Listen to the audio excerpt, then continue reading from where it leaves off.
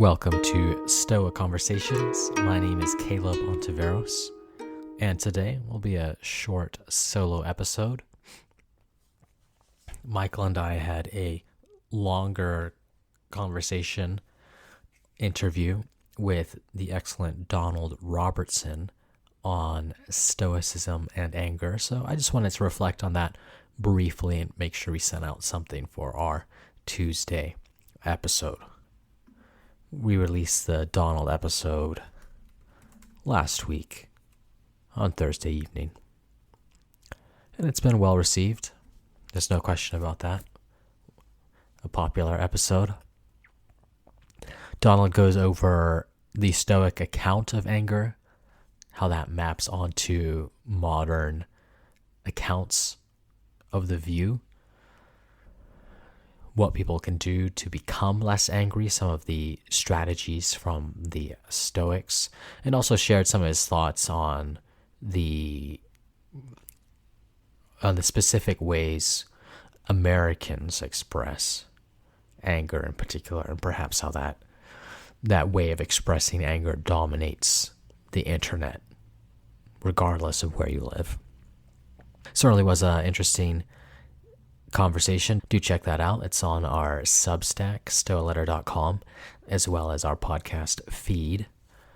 We also have an earlier episode, that's episode 53, on why anger is always bad. In that episode, Michael and I went through Seneca's On Anger and attempted to capture the essence of the Stoic view on anger and went through several of Seneca's arguments for why it's always bad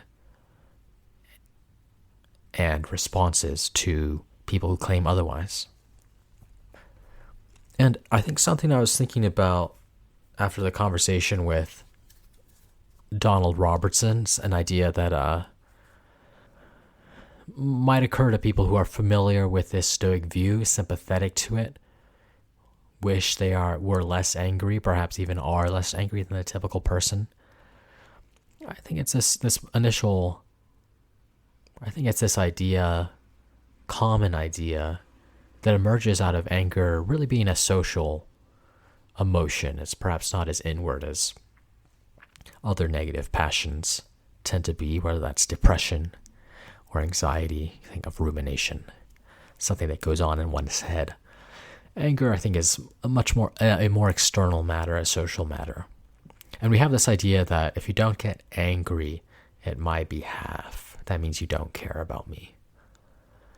And that statement may sound juvenile to a Stoic, but I do think there's a sense in which it's rational. So consider a political case. Perhaps political cases are going to be less important for most people than the real interpersonal conflicts, events that arise in one's life, but I think this is a useful illustration. If you take the recent political case of the murder of Charlie Kirk and you're angry about it, that just means you're more likely to be right-wing. You're more likely to, well, it doesn't just mean that, but among other things, that means you're likely to be right-wing. You're more likely to want to do something about this kind of event, have some response or another to prevent this kind of thing from happening in the future and address what happened in a way that accounts for justice on the right-wing view. If you're not angry, that means you're more likely to be on the left. And this is just common sense reasoning. The pool of people who are angry includes mostly people who are right-wing. The set of people who are not, well, these people tend to be a little bit more on the left. So if you're angry, you definitely disapprove of the murder. If you're not angry, you're in a pool of people who do disagree with it, are indifferent to it, or perhaps even welcome the event. So in this way, people use anger as a cue to see who agrees with them in political matters. And you can see how this has a kind of ratcheting effect as people who are more angry are certainly people who you can be confident agree with you more. And as such, there's a real kind of social incentive almost to be angry, to show that anger, to express that your political convictions are genuine, that they're the real deal. You're not merely saying something.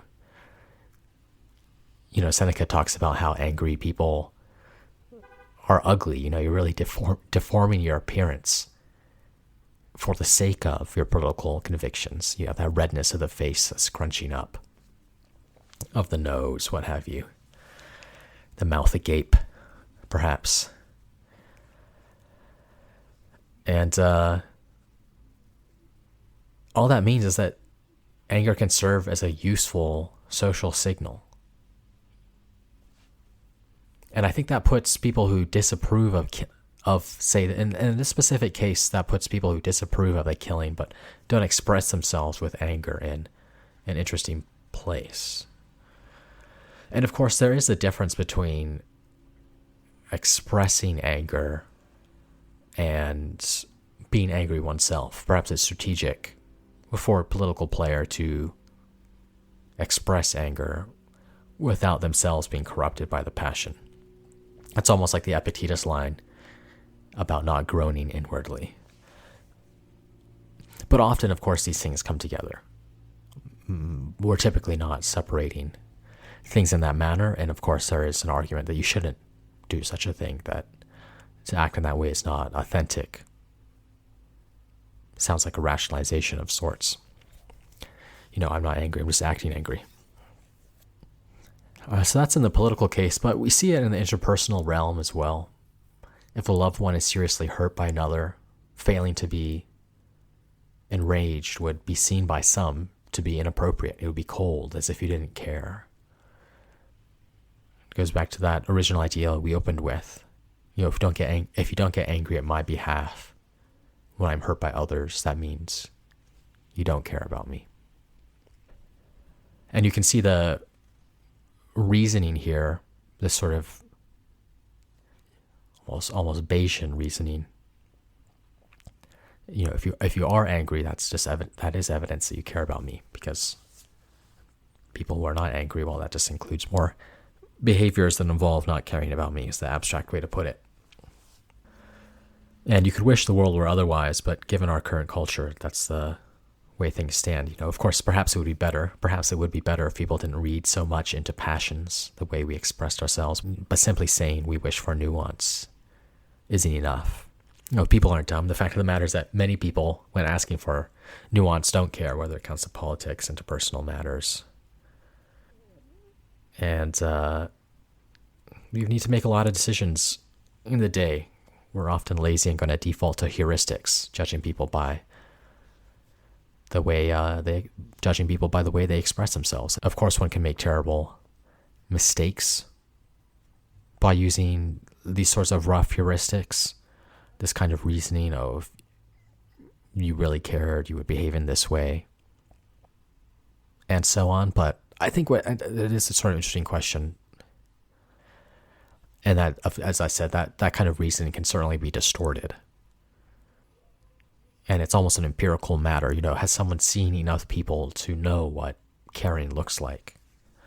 And of course, when you encounter more and more people, what that means, you get a larger sense of how others express their emotions, their desires, and these sort of caricatured views will fall away, but they don't completely fall away. So, and I think that's sort of the, if you will, I think that's in these discussions of anger, I think that's something that can be overlooked in the political case, of course, but perhaps it's much more important in the interpersonal one, in our day-to-day relationships. And the takeaway for people who are drawn to this Stoic view of anger is a simple one, but essential. When a loved one is hurt, you have to show that you care for them. In the domain of politics, you need to show that any call for nuance is genuine. If the Stoic response is to encourage slowing things down, if the Stoic is dispassionate, they need to prove what they care through their actions. And the burden is in some sense on them. And perhaps it's going to be there's a social burden, sort of like an evidential burden, to show that whatever it is, care, friendship, values, are legitimate. And to prove that to others is going to require action, showing character over time. And I think that's just another way in which perhaps the standard for Stoics is a high one. And policing, attempting to manage our own, perhaps even others' emotional responses is really a small sliver of what the Stoic is called to do. So that's what I've been thinking about, and that's what was triggered by the recent conversation with Donald. Reach out to us. Let us know what you thought. Curious about your takes on all this. And subscribe to us on the Stoa Letter if you haven't already. We'll be doing some more of these Substack Live events. And we'd love to see you there. Thanks for listening. Bye all.